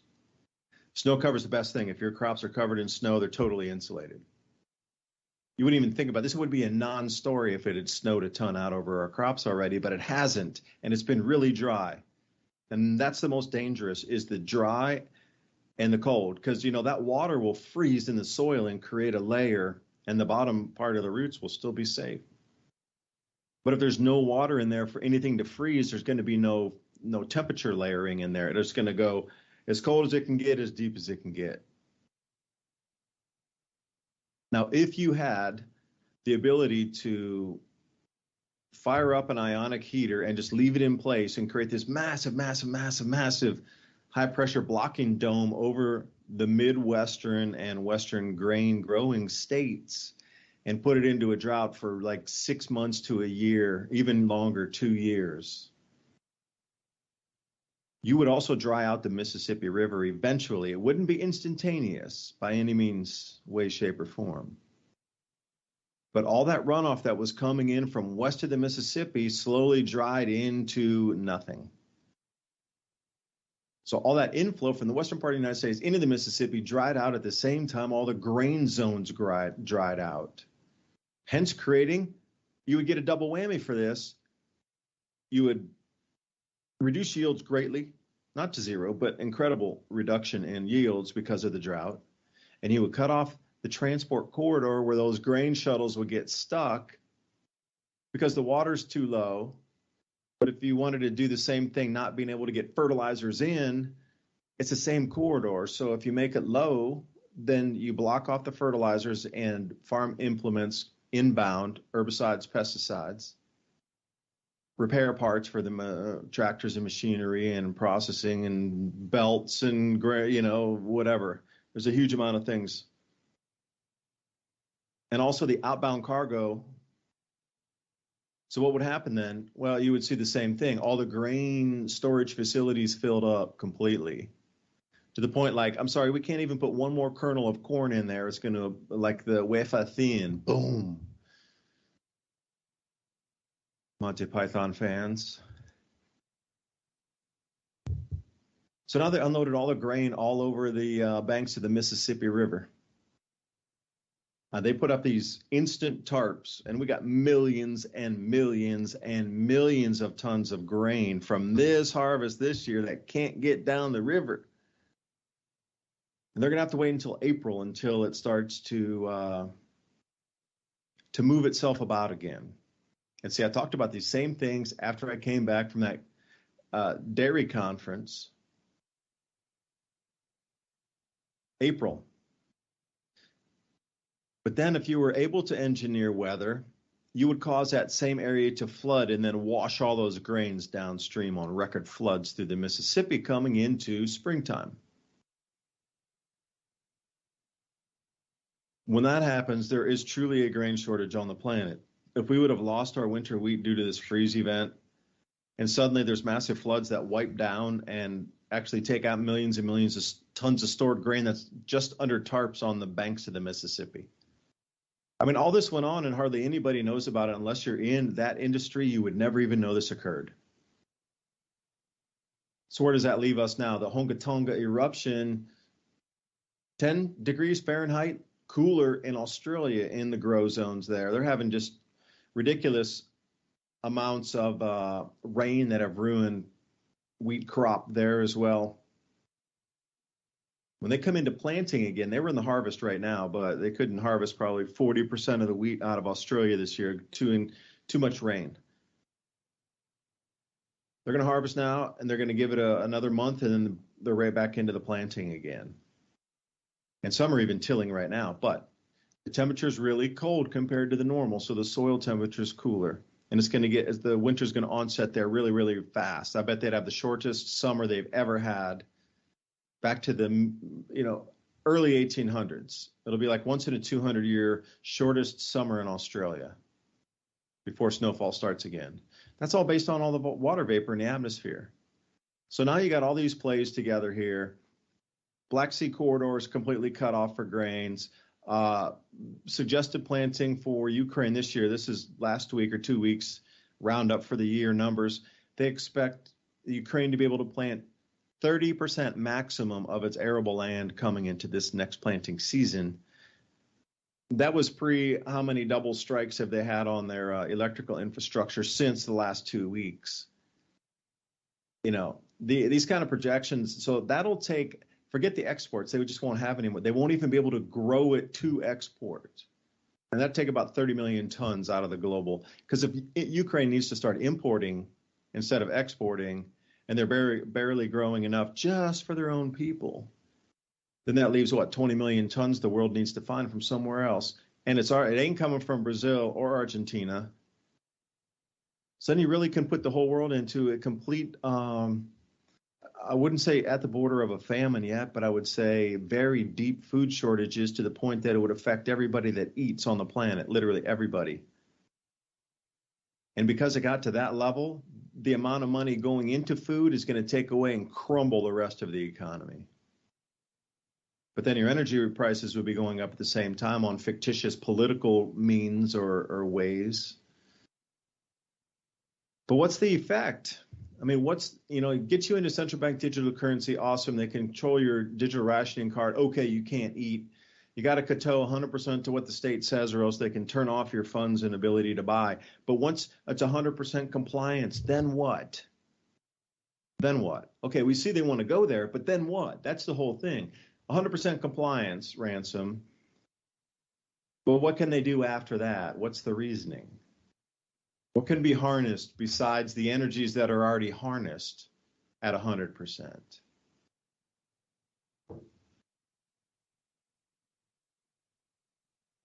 Well, that whole scenario is kind of a nightmare, because what you're talking about is what we've been saying. It's a real social credit score where they have complete control of any kind of monetary system that there is. If they completely get rid of the ones that are there now, they already have been saying they basically want to do that, and they do want it to be a digital currency. They just want to be the owners and the key holders of that cryptocurrency and that thing. And here's an article that's kind of funny. It's all the ways that crypto broke in 2022. But at the same time, I'm looking at this FTX scandal over here. So just looking down this donation list, you can see who's kind of in destroying the crypto market, basically. I mean, from somebody that doesn't even really, I'm not even pretending to understand the algorithms that run it and how stable coins work and blah, blah, blah. What I do know is I can watch it go up and down and notice that I can buy when it's low and sell when it's high.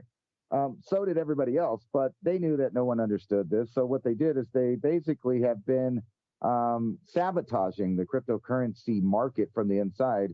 And you can directly tie this to people that are in government, because you can see where some of the, I'm going to go ahead and say, money laundering went in this FTX scandal right here. But what they're trying to do is give the entire idea a bad name and scare people out of it. But don't worry, because the government, the central banks is who we're talking about, not the government that you think you elect, but the central bankers and the central banking cartels in every single country in the world are going to be okay with this digital currency as long as it's there, kind of like the banks have their FDIC, federally, protected money in the bank, as long as you keep it in there. Well, don't worry, they'll have a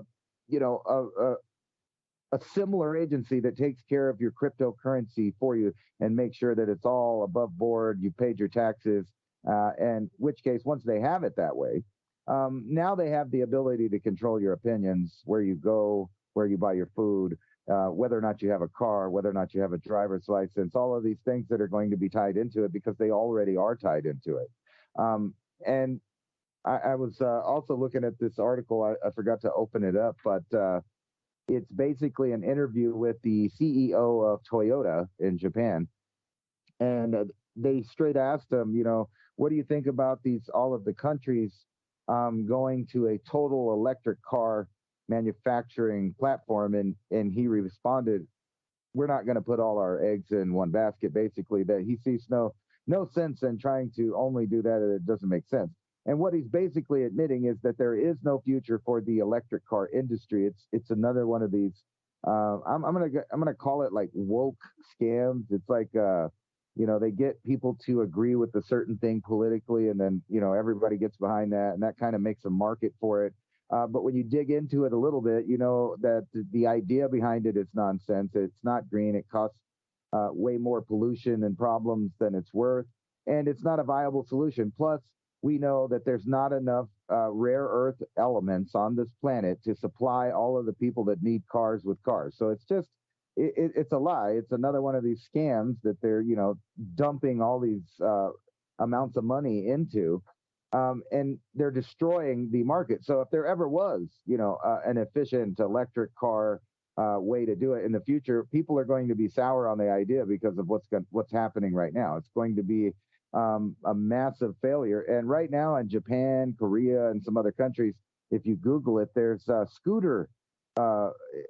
It's scooter graveyards, basically. I think that's right how you put it. Scooter graveyards. And basically what they are is these giant fields of dead electric scooters that have ran their course and they no longer work. And it's more expensive to buy a battery and fix the wires and upkeep it than it is to just try to produce a new one. So it becomes this massive, gross, polluting market, and they're selling people on these ideas of the windmills and all that. And it's the same story with all of these frauds. The windmills, they break, they're not efficient, they don't put out, the energy that it takes to build them, put them out there and use them. The maintenance on them isn't feasible, because they fall apart, they get struck by lightning, they're killing all the birds and the bats. So we know that's not a long-term solution. And it's like I was saying before, it's just another one in a long line of programs that are backed by government that are obviously designed to fail and be the opposite of what they're doing in the name of what they're doing.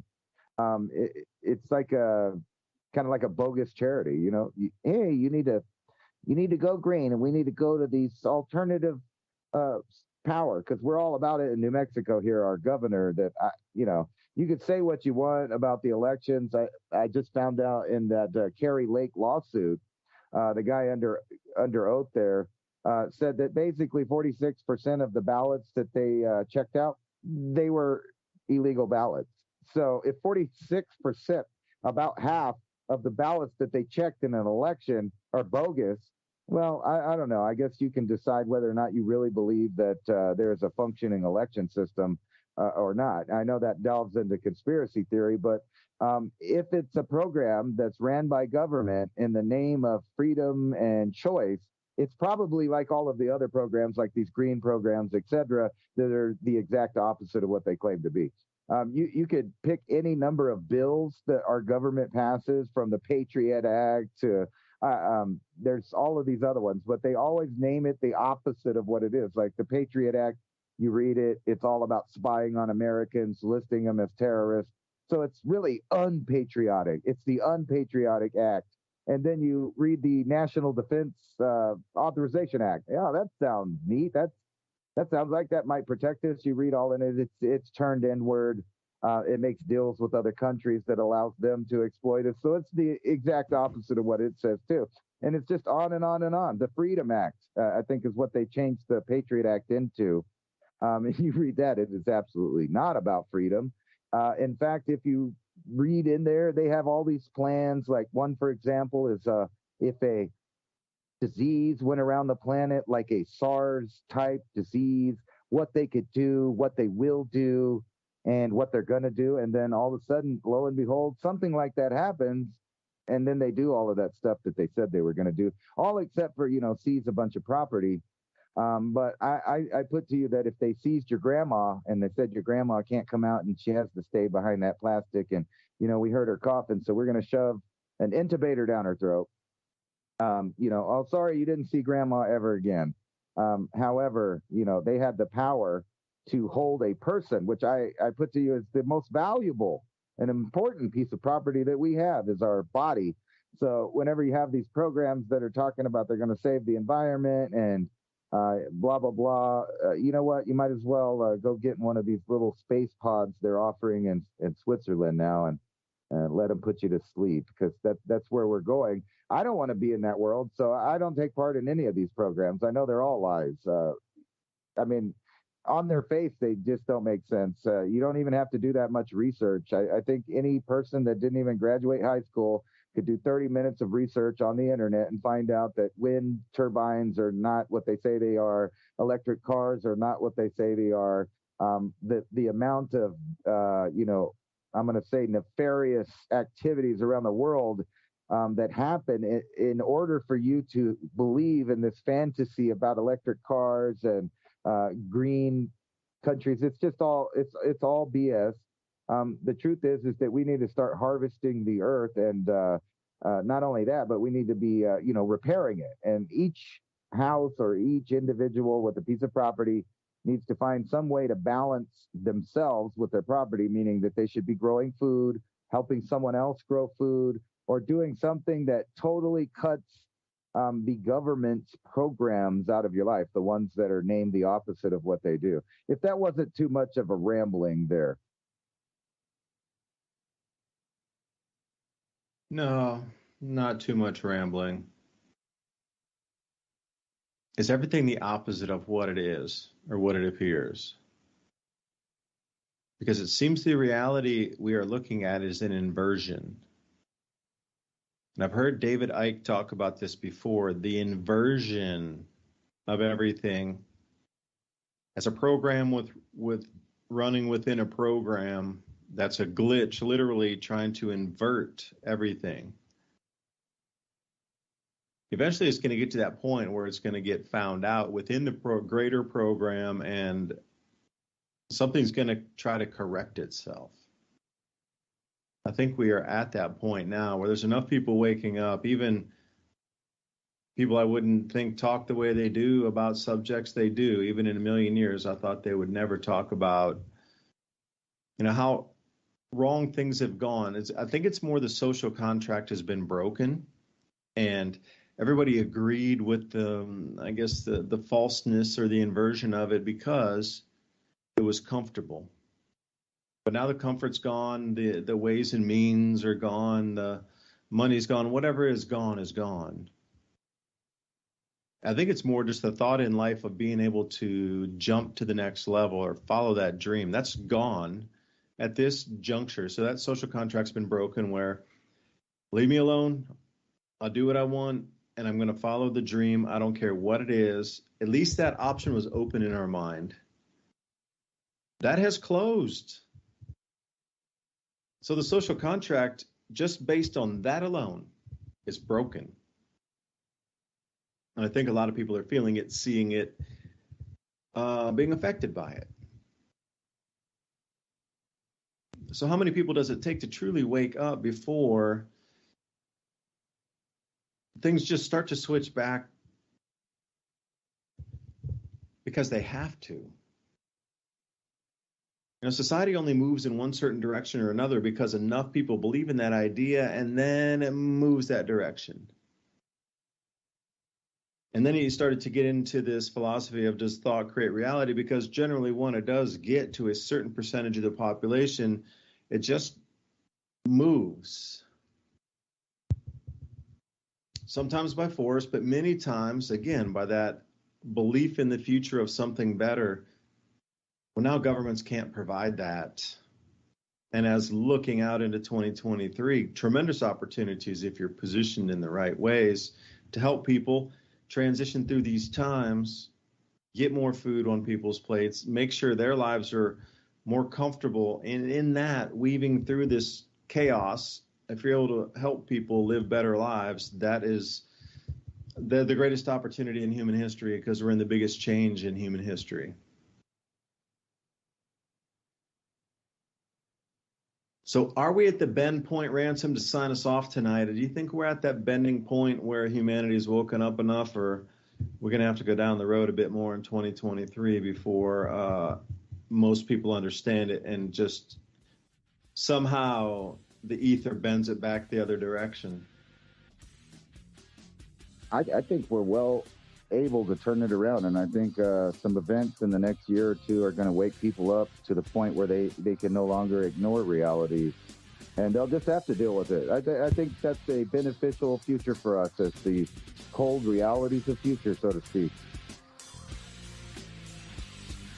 cold reality, blizzard warnings.